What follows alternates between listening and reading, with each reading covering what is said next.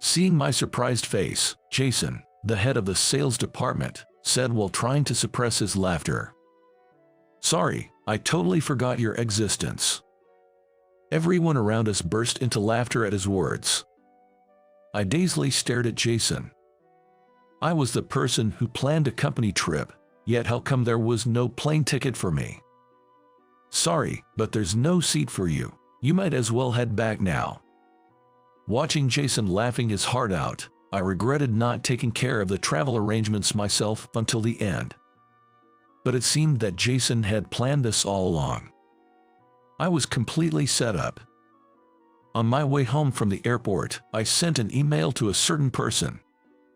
They are probably on the plane with the rest of the sales department by now, so this email won't reach them immediately, but that's fine. I've been transferred a lot more than other employees. The reason is that they wanted me to have tough experiences and get to know various jobs within the company. Because of this, people including Jason started to see me as a liability that couldn't stick to any department, but it was all at the behest of a certain person. My name is Michael. I'm a company employee in my 40s. My parents divorced when I was a child, and I lived with my mother and grandmother in my mother's hometown. My mother was always busy with work, so I spent a lot of time with my grandmother when I came home from school. When I was doing my homework in the living room, my grandmother would bring me snacks and drinks. We would eat them together and chat about what happened at school that day or just have some light conversation. Among the snacks my grandmother prepared, my favorite was a certain brand of cookies. They were sweet, cinnamon, and had a satisfying crunch, and they were both our favorites. Sometimes my grandmother would buy cookies from different brands, but we always ended up saying that the usual ones were better. I loved spending the time with my grandmother. My mom was always busy with work, so she often came home late at night. But having my grandma around meant I never felt lonely, and I admired my mom for her hard work. I wanted to work hard like my mother and be kind to others like my grandmother when I grew up. And so, I grew up with those thoughts in mind. My mother really wanted me to go to college, although it wasn't easy. Consequently, I managed to graduate from a college thanks to scholarships and other programs. I was interested in business management, so I chose the subject as my major. After graduating, I got a job at the cookies manufacturer I always loved. Having an accounting certification, I was assigned to the accounting department as a new graduate. Being assigned to the accounting department as a new graduate is thought to be difficult, but it seems I was placed there because there happened to be an opening. Though I joined a company because I liked its products, I ended up in a department unrelated to them, but that's just how things turned out. I was placed in the accounting department, so I had no choice but to do my best there. Fortunately, the department was full of serious people, but my colleagues were sincere, and they made a comfortable place for me. The accounting department might have seemed stiff and gloomy from the outside, but Alex, my mentor, taught me the job carefully, and my boss, Michael, was kind. While learning the job, I even acquired a business accounting certification, but 4 years after joining, I was transferred to the product planning department. The atmosphere in the product planning department was completely different from the accounting department. It was filled with curious people, and there was always a buzz of conversation about recent societal trends and personal hobbies. I am not good at speaking. Even when I was struggling to find words, there were people who would understand what I wanted to say and draw it out from me. I was initially surprised by everyone's high communication skills. The job required creativity and analytical skills, so I became interested in the latest trends and learned about marketing tasks. Our team's proposal had finally been approved, and we were all celebrating. Then, I was transferred to the production management department. The motto of production management was to avoid stockouts without holding too much inventory. This job, which involved everything from procuring raw materials to shipping finished products, was appealing because it allowed me to be directly involved with my favorite snacks. Since this department required communication with many other departments, I was able to interact with people I had never dealt with before. It expanded my network. Just when I was starting to feel antsy about becoming a mid-level employee, possibly responsible for training juniors, I was transferred to the marketing department. I would often do market research while in the product planning department, but figuring out how to sell was the job of the marketing department. This department required management skills and the ability to see the big picture. It's been a while since I graduated from college, but I remember there was a marketing department within the business school I attended. Although it wasn't my major, I took some courses on marketing strategies. After all, management is considered a higher concept than marketing, and it's said that the goals of management and marketing are aligned.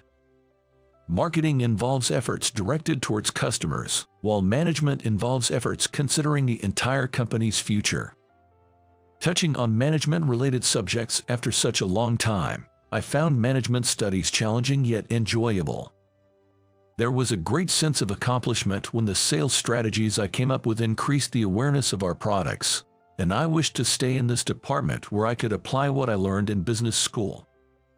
Around the time I turned 40, I was transferred to the sales department. This was my fourth time facing the challenges of adapting to a new department since joining the company. Like before, I believed that there would be new discoveries and joys in the sales department, but this time things didn't go as smoothly. On my first day in the new department, I arrived a bit earlier than usual. I always do this on the first day to greet everyone and organize my desk. When I got to the sales department, it seemed the boss hadn't arrived yet, so I asked someone nearby for my desk and started to get settled. However, even when the start time came, the boss was nowhere to be seen. I thought it was common for superiors to arrive early on the day a new person joins for introductions, but it seemed the head of this department was different. About 30 minutes after the start time, Jason, the department head, appeared with a coffee in hand. I immediately went to Jason's desk to greet him. "Good morning. My name is Michael, and I have been assigned to the sales department starting today. I look forward to working with you." Upon my greeting, Jason responded with "Oh," as if he had just remembered about me. "Nice to meet you. Michael, you came from the marketing department, right?" Jason said this while looking over the documents presumably passed to him by HR. You've been bouncing around different departments, right? What's the deal? Were you being passed around as a burden?" He said this while frowning and roughly placing the documents down. I was taken aback by being called a burden to my face on our first meeting. Indeed, I have often been transferred every 3 to 4 years. Looking around, I saw many who had been in the same department for over 5 years, and I sometimes wondered why I was the only one frequently transferred. However, I always tried to do my best in every department I was assigned to. I never saw myself as a burden to the company. Well, whatever. "Hey everyone, can I have your attention for a moment?" Jason called out to everyone in the sales department as if nothing had happened. All eyes turned to me. "This is Michael, who joined the sales department today. He came from the marketing department, but it seems like he's been shuffled around a lot and couldn't fit in anywhere, making him somewhat of a burden. Tried to get along with him, but only to a certain extent." Laughter erupted at Jason's humorous introduction. And there, I realized I was completely out of my element. I was incredulous at the overtly malicious introduction and looked at Jason. He smirked at me with a nasty grin and ended the conversation with "That's the situation." I should have responded properly, but I was so shocked by the blatant hostility that I couldn't say a word. I've never been confrontational, but in all the departments I've been, people warmly welcomed me, and as we worked together, our relationships deepened gradually. First impressions are important. I should have counted Jason's words with a joke, but it was my mistake not to. They must have thought I wouldn't talk back no matter what. As expected, I became the target of Jason's harassment from that day on. The following days were gloomy. I've worked at this company for nearly 20 years, but I've never experienced anything like this. Given the laughter at Jason's remarks yesterday, it seemed best to assume there were no allies in this department. A mentor was assigned to teach me the ropes of the sales job, but perhaps because of Jason, there was a certain distance. Observing the department more closely, I noticed everyone seemed overly cautious around Jason. Although I was unfortunate to become Jason's target this time, I wondered if there were others in the department who had been targeted like me before. I casually asked Brandon, the senior mentor, "Why did the person before me leave?" Brandon hesitated with his words. "Why are you asking something like that?" "Well, I was just wondering if there was an issue with Jason." Upon hearing my words, Brandon glanced around and then whispered, "I feel bad for you, Michael, but once he's got his sights set on someone, it's over. The harassment continues until the person leaves. It seems Jason targets people like me who don't fight back and repeatedly harasses them. It might be his way of blowing off steam, but it's unbearable for those on the receiving end. So, my predecessor left because of that. Shh, Jason is watching." Brandon didn't say more, but his words were enough for me to understand what was happening in this department.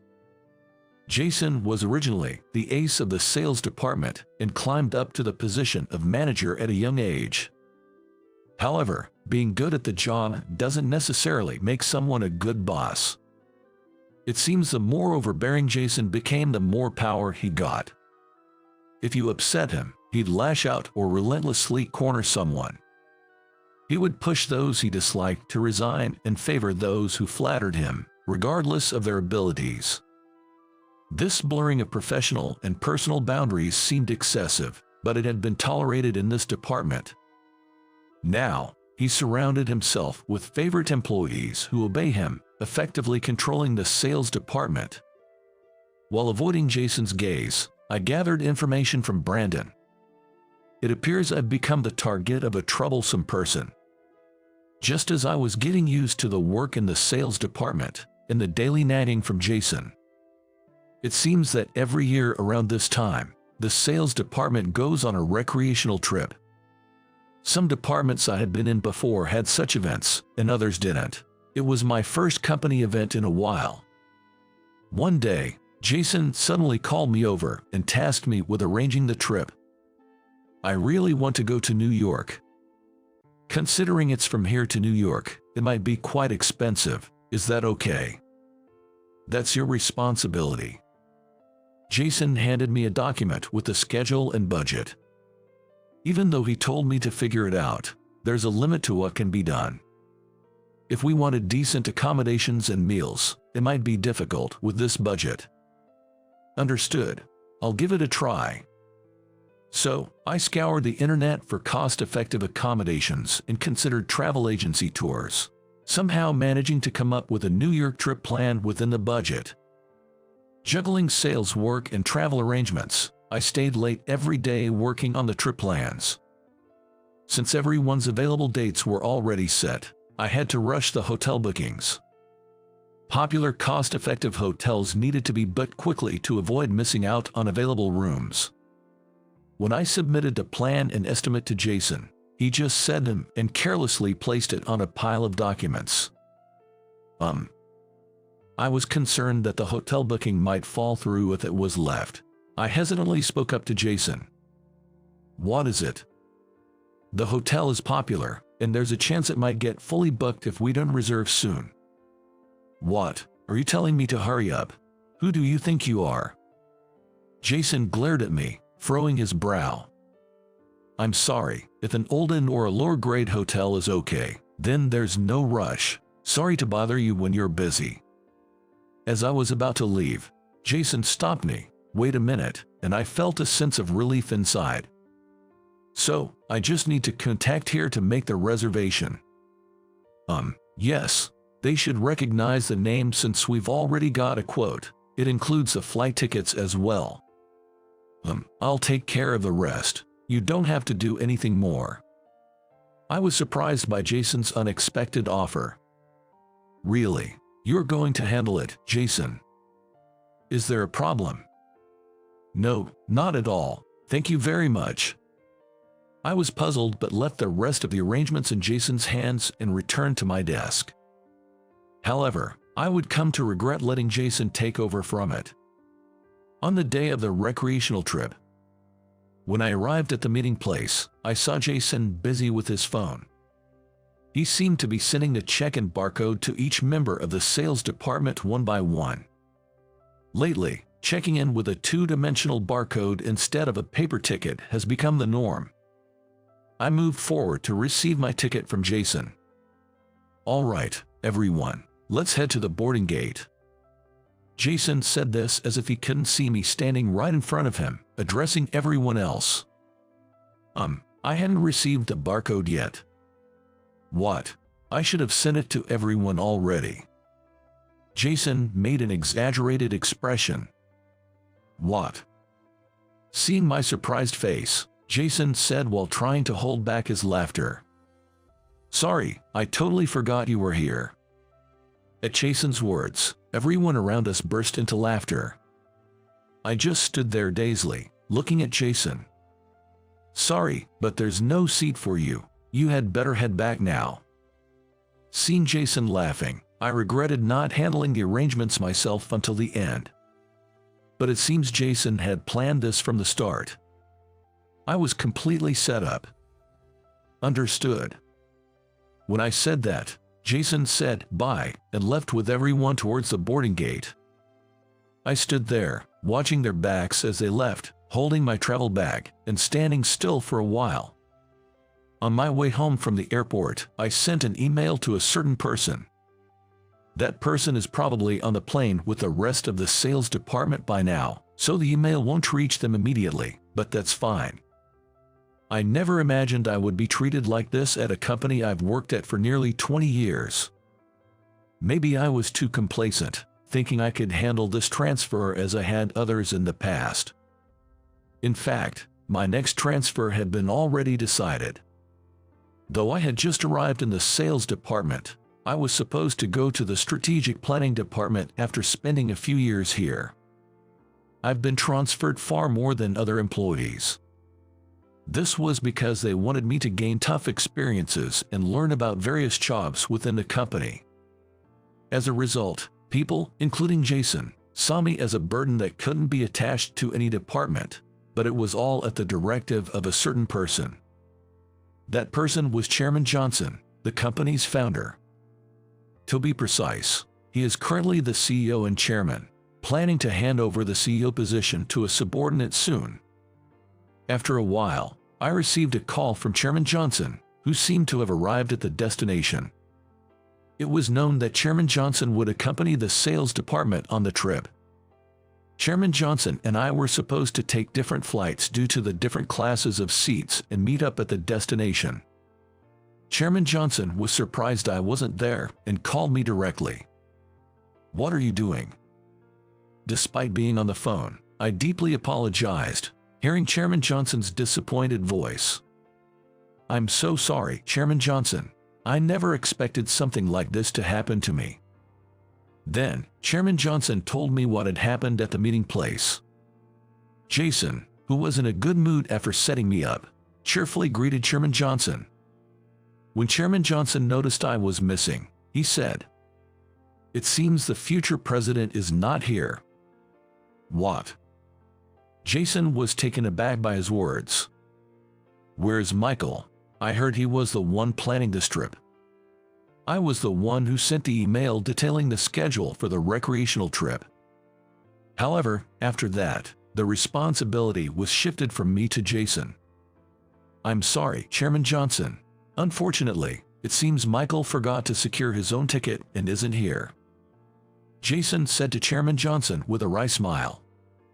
"Michael, I can't believe he would make such a mistake." Seeing Chairman Johnson's puzzled face, Jason nervously asked, "I might have misheard, but what did you say a while ago? Something about a successor?" "I said he's the successor president." Chairman Johnson stated firmly, and Jason asked again. President, whom are you referring to? After being asked repeatedly, Chairman Johnson said with a bit of irritation, I told you, Michael is the successor president. I've decided that. Do you have a problem with that? It's no wonder Jason was taken aback by those words. I was just as shocked when I first heard it. My encounter with Chairman Johnson dates back almost 20 years. At the time when he wasn't yet serving as chairman and was known as President Johnson. A year had passed since I was assigned to the accounting department as a new graduate, and I was finally getting comfortable with the daily tasks. Accounting tasks are highly specialized, making it difficult to grasp the whole picture, including the financial statements. You could manage your work without understanding how your tasks fit into the financial statements, as long as you knew what you were responsible for. At that time, I understood my tasks but didn't really know what everyone else was doing. During lunch, I was eating my boxed lunch at my desk, summarizing tasks and their owners in a notebook, and studying the financial statements. Though not asked by Brandon, I wanted to learn as much as possible about the department's work to get a better understanding of the overall picture. When everyone else went out for lunch, I was invited. However, I had already bought my lunch. I was alone in the office. To save energy, only a few lights were on during lunch, leaving the office dim as I scrutinized the financial statements. I looked up for a moment and thought I made eye contact with someone walking in the hallway. Though the face was unclear from my desk, I greeted them since they were a colleague. Surprisingly, the person entered the accounting office. The smiling man seemed familiar. Working hard even during lunch, I see. Thank you, just trying to learn as much as I can. I replied, a bit embarrassed, not sure who he was. You're the new guy, right? Settling in okay. Does he know about me? The man said so. Yes, I've managed to get the hang of my tasks, but understanding the whole picture is still challenging. Interesting. Did someone ask you to do this? He pondered for a moment after asking. No, no one asked, but I thought it'd be good to understand more than just my tasks, to eventually grasp the current situation and think about improvements. You're interested in fund management, aren't you? That's impressive. I didn't even understand the difference between financial statements and balance sheets when I started learning about management. He was surprised by my response. I shouldn't have said such things as a newcomer, but I was surprised he took me seriously. Were you aiming for the accounting department from the start? Not really. I graduated from the business school, but I joined because I liked our products, not specifically for accounting. Since I was in the business school, dealing with numbers was never a challenge for me. However, having joined my favorite confectionery manufacturer, I also have a desire to not just work with numbers but to be directly involved with the products one day. So, you're interested in planning or manufacturing too? Absolutely. I'm in accounting now, so I'm focusing here, but working directly with the products has always been my dream. I see. Maybe in about 3 years then. What? The man murmured something to himself, prompting me to ask again. Sorry, it's nothing. So, do you have any goals you're aiming for in the accounting department right now? Well, for now, I want to expand my knowledge of financial statements. I think I need to understand the processes that the accounting system automates. While accounting systems save time, I believe it's not good to rely on them entirely. Using an accounting system makes it easier to handle data and understand the flow of information, but getting a full grasp of the big picture is crucial for management accounting, which is beneficial for business management. Yes, I'd also like to try my hand at cost accounting. That's great. Product costing is vital for a business's lifeline. It's good to have that experience. As we were talking, the bell signaling on the end of lunch break rang. People began returning to the office, and while they seemed surprised to see the man, they greeted him as they passed. See you around. With that, the man left with a smile. Then, Alex from the next desk asked me, "What were you talking to President Johnson about?" "What?" Surprised, I inadvertently raised my voice. It seemed that the familiar face I couldn't remember was from the company's website or brochures. I knew from our conversation that he was someone in a management position, but I never imagined he was President Johnson. Although we only talked about work that day, from then on, Chairman Johnson often visited the accounting department. Sometimes he spoke with Brandon, but he always made a point to stop by my desk afterward. We talked about my current work, the company at large, and even personal matters like family. After I knew it was Chairman Johnson, I was a bit more guarded in our conversations, but he told me, "We're going to be working together for a long time, so don't be so stiff." Even after I transferred from the accounting department to product planning and then to production management, I frequently crossed paths with Chairman Johnson. I always thought Chairman Johnson was just making rounds to listen to the employees in various departments, but a colleague in product planning mentioned that they started seeing him around more often after I arrived. Chairman Johnson, who used to be spotted only once or twice a year, was now a more common sight. This was mentioned not only in product planning but also after I moved to production management. I always found it strange, but I thought it was just a coincidence. However, I enjoyed talking with Chairman Johnson. If he was making an effort to see me, I was happy about it. Chairman Johnson once asked me, "What do you think is a necessary quality for a president?" "Maybe the ability to oversee the entire company and the world at large." I answered thoughtfully. "True, being able to have an overview is important, but you've been saying that since your first year, wanting to understand the entirety of the accounting department." "Oh, maybe I do have the makings of a president, just kidding." I joked, and Chairman Johnson laughed along, continuing the conversation.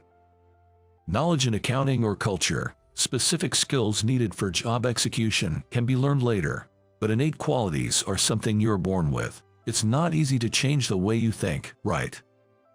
Indeed, some people are naturally positive, while others can't help but think negatively no matter how hard they try.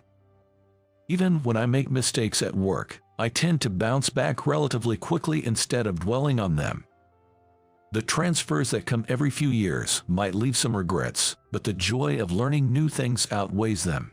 I hadn't fully realized it. I have a naturally strong curiosity. Exactly. Not everyone is cut out for the job of president. I'm not really the best fit for it myself. I was more interested in research. Really? Before founding this company, you were doing food development research at a major confectionery manufacturer, right? Yes, exactly. So when I decided to start my own business, I realized I wasn't quite cut out for it, but I had to do it anyway. Building this company, which is well known and loved by many, must have required immense effort. Being a president requires various skills like dealing with crises, decision-making, and execution. Chairman Johnson might say he's not suited for the role, but reaching this point must have involved significant talent and hard work. What I think is, a president should never stop learning. Even if things are going well, they shouldn't be satisfied and should always look for improvements. That's the kind of person I want for the next president. Are you planning to retire, Chairman Johnson?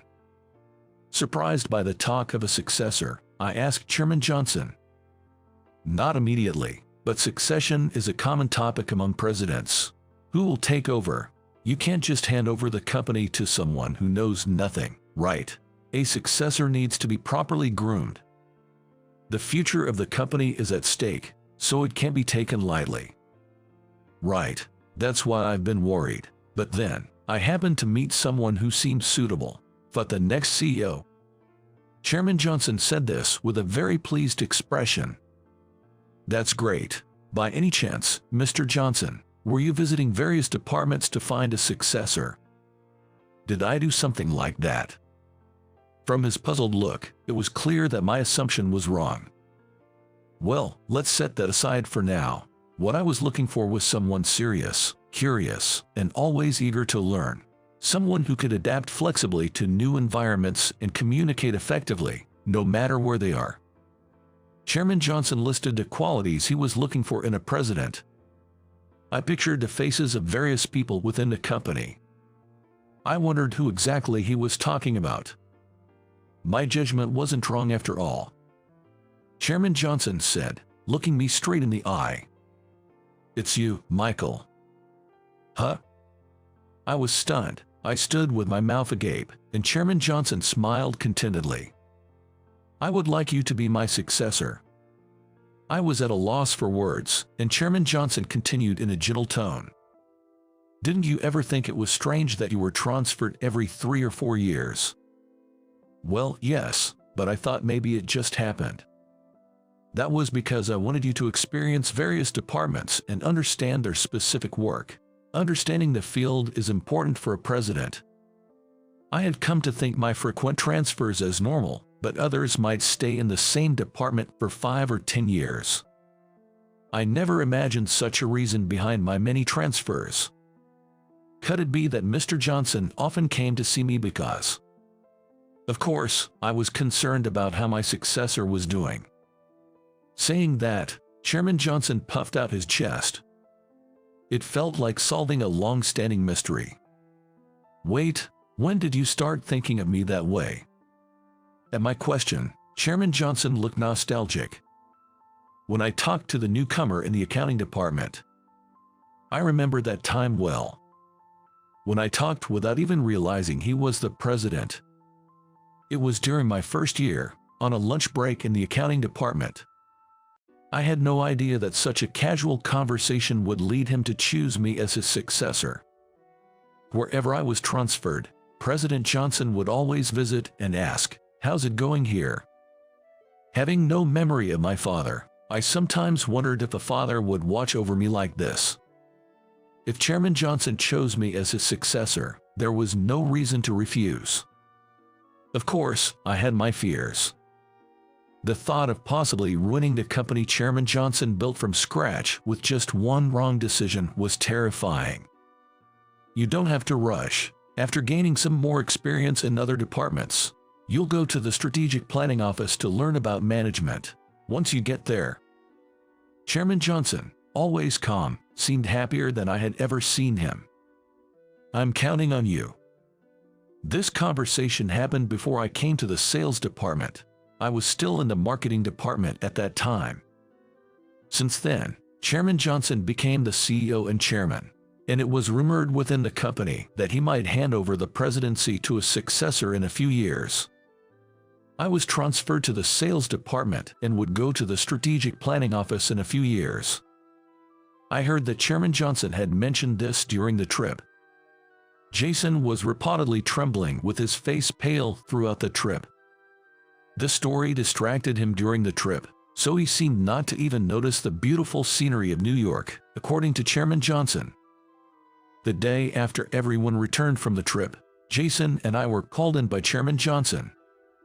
Though Chairman Johnson was surprised at my absence, he didn't delve too deeply into it during the trip. I couldn't give details over the phone, but I felt Chairman Johnson had a sense of what was going on from Jason's behavior. Not being strictly questioned during the trip seemed to have put Jason in a state of limbo, which was effective in its own way. He came to work the next day looking haggard. "So, first of all, I've mentioned that Michael will be the next president, but do you have any questions about that?" Why him, I mean?" Jason hesitantly started speaking. "Because he has the qualities needed. Haven't you noticed that as Michael's supervisor?" There was a sharp edge to the words directed at Jason. "I'm sorry, but the issue with the ticket was his mistake." "Are you still talking about that?" Chairman Johnson raised his voice, causing Jason to shrink back. "Michael, if you have something to say, feel free." That made me speak up. I was the one who got the quote for the trip, but Jason insisted on handling the arrangements himself. On the day, I was told at the airport that there was no ticket for me. Telling the truth, I felt a sharp glare from Jason beside me. "That's nonsense. I don't care if you're going to be president or whatever. You won't bring me down." Jason lashed out at me. Feeling somewhat exasperated, I turned to face Jason. "Jason, isn't it about time you stopped? I'm aware of all the harassment you've inflicted on many people." It was clear from what colleagues had said that Jason hadn't just harassed me but had been doing it to various people over time. There must be many who couldn't stand up to him and left.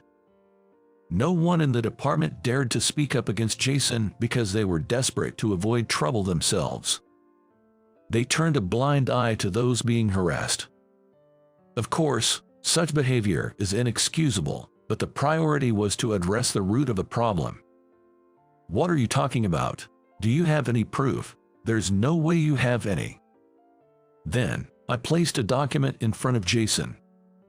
While everyone was on the trip, I contacted someone who used to work in the sales department. They had left, but they had kept a detailed diary. Jason began to tremble as he looked at the document. It contained detailed accounts of what Jason had said and done. When I looked into it, I found many others who had left. As soon as I mentioned Jason's name, they all were willing to help. I had gotten the contact information of these former employees from Brandon, who had taught me a lot about the job. He must have known he'd be in trouble if Jason found out, but he trusted me and shared the information. This can't be proof. I thought the diary might not be enough, so I asked the person in charge of the consultation service to dig up old emails. Here they are. As I handed over another document, Jason snatched it from my hand and roughly flipped through the pages. His hands shook, and he collapsed to his knees. This can't be. Chairman Johnson took the documents from Jason's hands and flipped through them. "So, this is what you had been doing during the trip?" "Yes, since I didn't have a ticket." I shrugged and explained to Chairman Johnson. The strength to overcome adversity is also a quality of a president. Chairman Johnson smiled in satisfaction. "Still, I bear some responsibility for not noticing the misconduct of my subordinate. I'm sorry for putting you through that." Chairman Johnson apologized to me. "Please, don't say that, Chairman Johnson. Being able to apologize properly is also important for a president." He winked. After everything came to light, Jason was demoted and transferred to a different department. He was sent to a so-called sideline department and seems to be spending his days in gloom. To ensure he couldn't behave recklessly anymore, the person in charge of the company's grievance office keeps a close eye on him. After Jason left the sales department, my colleagues came to me one by one to apologize. They must have known their actions were wrong in their mind. I accepted the apologies, and fulfilling days in the sales department finally began. When I returned home after a long time, my grandmother and mother welcomed me. My mother is still energetic, but my grandmother is quite old now, so she tends to forget recent events quickly, though she surprisingly remembers things from the past well. "Grandma, do you remember this?" I handed her a familiar bag of rice crackers. "Oh, it's my favorite, isn't it?" "That's right. Do you remember that I work at this company?" "Yes, of course. Mikey also loved these. I was so happy when I heard you got a job here." Though my grandmother has more absent-minded moments lately, her responses are still sharp. I've become the president of the company. My words surprised my grandmother. That must have been hard. Yes, it wasn't easy, but it was enjoyable. Despite the challenges, now that I'm president, I feel that everything has been a valuable experience. I still have a lot to learn as a president, but I'm doing my best in my own way, guided by Chairman Johnson. That's good. Mikey has always been such a hard worker, hasn't he? Being praised like a little child at my age makes me feel a bit shy. It's all thanks to you, Grandma. Thank you. As I expressed my gratitude, my grandmother smiled happily, with her eyes narrowed. The nostalgic smile of my grandmother I used to see while eating cookies as a child. These cookies and my grandmother's smile are my fundamental memories. Just thinking about them warms my heart. I hope to convey this warmth to many people through our products. I'm willing to do whatever it takes for that. The journey as a president has just begun.